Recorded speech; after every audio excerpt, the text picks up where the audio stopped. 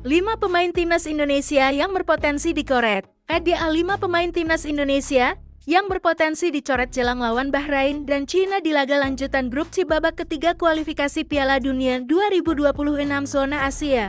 Pencoretan itu bukan karena mereka tidak bermain baik. Hanya saja pelatih Shin Tae-yong kemungkinan hanya memanggil pemain yang dibutuhkan untuk Garuda.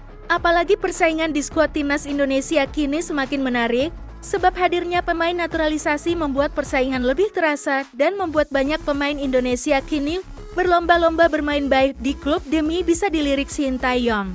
Sayangnya persaingan itu membuat sejumlah pemain berpotensi untuk dicoret dari skuad Garuda untuk laga kualifikasi Piala Dunia 2026 zona Asia. Laga melawan Bahrain 10 Oktober tahun 2024 dan Cina 15 September tahun 2024. 5. Hoki Caraka. Posisi Hoki terancam karena saat ini PSSI tengah menaturalisasi pemain PSS Volley, Eliano Reinders. 4. Nadeo Argawinata. Karena STI biasanya hanya memanggil 3 kiper saja, maka Nadeo kemungkinan akan dikoret. Sebab timnas Indonesia hanya akan mengandalkan pas Hernando Ari, Adi Satrio di bawah Mister Gawang. 3. Muhammad Ferrari. Secara kualitas, Ferrari jelas merupakan bek masa depan tanah air.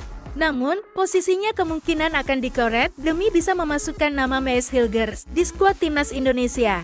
2. Wahyu Prasetyo. Wahyu sendiri memang bukanlah pilihan utama STY.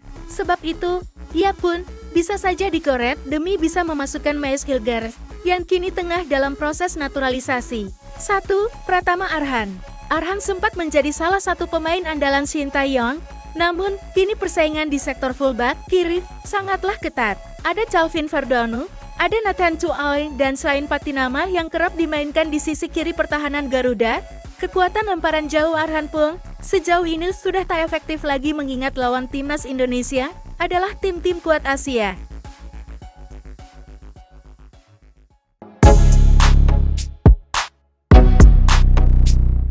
Jairo Ridewald positif ke timnas Indonesia. Jairo Ridewald positif ke timnas Indonesia.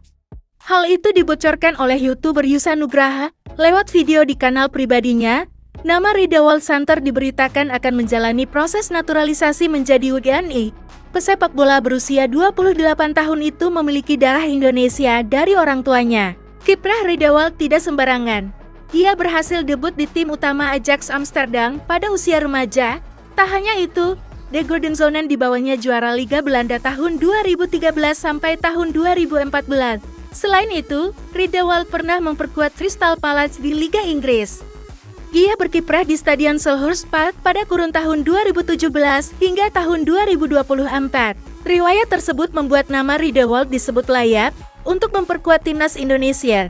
Sang pemain bahkan disebut sudah bersedia dinaturalisasi menjadi WNI. Beberapa hari yang lalu teman saya dari Belanda juga ada podcast Danilar, salah satu nama yang dia sebutkan potensial membela timnas Indonesia adalah Jairo Ridewald. Kata Yusa di kanal YouTube-nya, Minggu 15 September 2024. Dari situ, saya coba langsung tanya ke Dana, apakah itu benar? Lalu dia jawab, saya tahu kalau dia positif, imbuhnya. Namun, Yusa tidak membeberkan lebih lanjut percakapannya dengan Lar. Yang pasti, sang rekan mengatakan proses untuk mengurus naturalisasi tengah berlangsung. Jika benar, maka kedatangan Ridewald akan menjadi kabar baik. Sebab, sang pemain dikenal serba bisa dan mampu diturunkan di beberapa posisi sekaligus.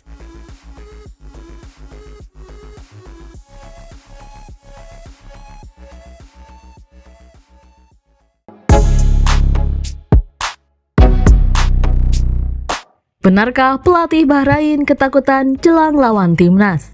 Pelatih timnas Bahrain Dragan Talaci ketakutan jelang melawan timnas Indonesia di matchday ketiga grup C kualifikasi Piala Dunia 2026 zona Asia yang akan berlangsung di markas mereka pada Kamis 10 Oktober 2024. Juru taktik asal Kroasia itu mengatakan takkan ada laga yang mudah di grup C kualifikasi Piala Dunia 2026 zona Asia.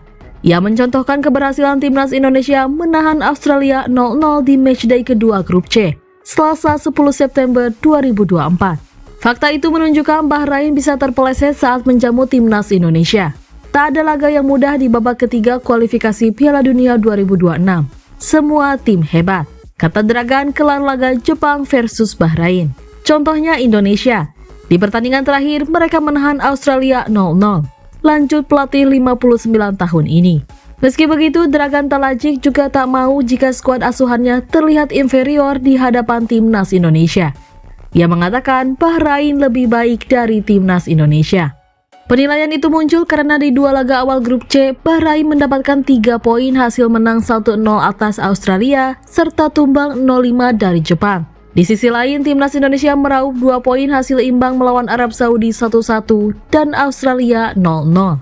Kami meraup 3 poin dari laga sulit melawan Australia dan Jepang, tegas ex-pelatih Muangthong United ini. Di laga bulan depan, timnas Indonesia berpeluang menyulitkan Bahrain. Penyebabnya karena timnas Indonesia akan ketambahan 2 pemain berkualitas, yakni Miss Hilgers dan Eliano Reinders.